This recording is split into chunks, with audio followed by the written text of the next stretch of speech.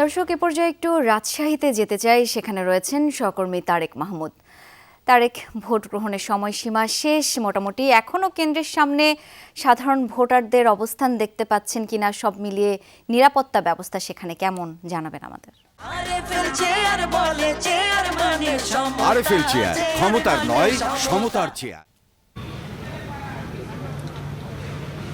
এখন নিরাপত্তা ব্যবস্থা অনেকটাই জোরদার। সাধারণ ভোটাররা কেন্দ্রের আশেপাশে কিন্তু নেই, কারণ কেন্দ্রের আশেপাশে আইনশৃঙ্খলা বাহিনীর সদস্যরা তারা অবস্থান নিয়ে আছেন। আমি রয়েছি রাজশাহীর তাহেরপুর ডিগ্রি কলেজ যে কেন্দ্রটি রয়েছে, রাজশাহীর যে 4 আসনের যে বাগমারা উপজেলা এখানে, এবং এই কেন্দ্রটিতে একটু আগে আমি এখানকার যারা দায়িত্বরত প্রিজাইডিং অফিসার যারা আছে তার সাথে কথা বলেছি। তারা বলেছেন যে 60+ ভোট কিন্তু এই কেন্দ্রটিতে কাস্ট হয়েছে।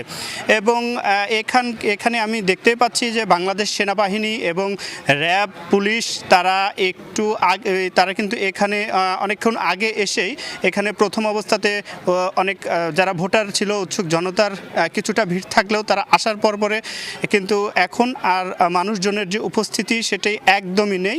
এবং এই কেন্দ্রটি কিন্তু খুবই গুরুত্বপূর্ণ একটি কেন্দ্র, কারণ রাজশাহীর যে বাগমারা 4 আসনের যে একদমই যে তাহেরপুর পৌরসভা, এই পৌরসভার যে এই তাহেরপুর ডিগ্রি কলেজের এই কেন্দ্রটি কিন্তু খুবই গুরুত্বপূর্ণ এবং ঝুঁকিপূর্ণ কেন্দ্র। এবং এখন পর্যন্ত আমি দেখতে পাচ্ছি যে আইনশৃঙ্খলা বাহিনীর সদস্যরা তারা সর্বদা সচেষ্ট রয়েছে, এবং যে অন্যান্য কেন্দ্রগুলো রয়েছে সব কেন্দ্রতেই আসলে আইনশৃঙ্খলা বাহিনী ভোট প্রদান শেষে তারা অবস্থান এই প্রত্যেকটি জায়গাতে অবস্থান কিন্তু নিয়েছেন ভোটাররা ভোট দেওয়া শেষে। এবং কেন্দ্রগুলোতে ভোট গণনার যে কার্যক্রম, সেখানে বক্সগুলো কিন্তু নিয়ে গিয়ে একসাথে যারা প্রিজাইডিং অফিসার সহ যারা দায়িত্বরত রয়েছেন সকল একসাথে কিন্তু ভোট গণনার যে কার্যক্রম সেটি বক্স খুলে কিন্তু চলছে।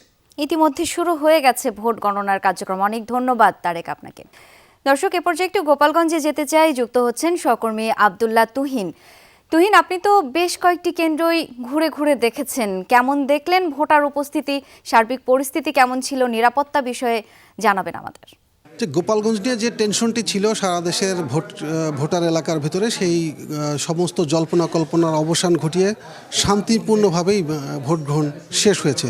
আপনি জানেন যে এই ভোট গ্রহণ সকালে যখন শুরু হয়েছিল তার আগে এই জেলার 3টি সংসদীয় আসনে 397টি যে কেন্দ্র, সেই কেন্দ্রের মাত্র 12টি বাদে সবগুলোকেই ঝুঁকিপূর্ণ ঘোষণা করে সেই অনুযায়ী আইনশৃঙ্খলা বাহিনী তারা ছক করেছিল। এবং সেই সকাল থেকে আমরা বিভিন্ন কেন্দ্র ঘুরে যেটা দেখেছি যে শান্তিপূর্ণভাবে হয়েছে, কারো কোনো অভিযোগ নেই, বড় ধরনের কোনো অভিযোগ ছিল না, ছোটোখাটো অভিযোগে একেবারেই কম।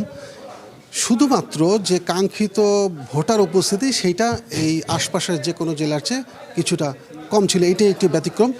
আর সেই শান্তিপূর্ণ ভোট গণনার পর দেখেন এখন ভোট গণনার কাজ শুরু হচ্ছে। সেখান থেকে ব্যালট বাক্স, এখানকার যারা পোলিং এজেন্ট আছেন সেই পোলিং এজেন্টের সামনেই ব্যালট বাক্স খোলা হচ্ছে। আমরা যেটা আপনাকে বলছিলাম যে পুরো গোপালগঞ্জের সেই আসনগুলো আছে যে কেন্দ্রগুলোতে আমরা 20 থেকে সর্বোচ্চ 2-1টি কেন্দ্রে 20 থেকে 25% ভোট হয়েছে বলে ধারণা করা হচ্ছে, বা তারা আমাদেরকে হিসাবটা দিয়েছেন। কিন্তু অধিকাংশ কেন্দ্রে 10 থেকে 15% সর্বোচ্চ হয়েছে।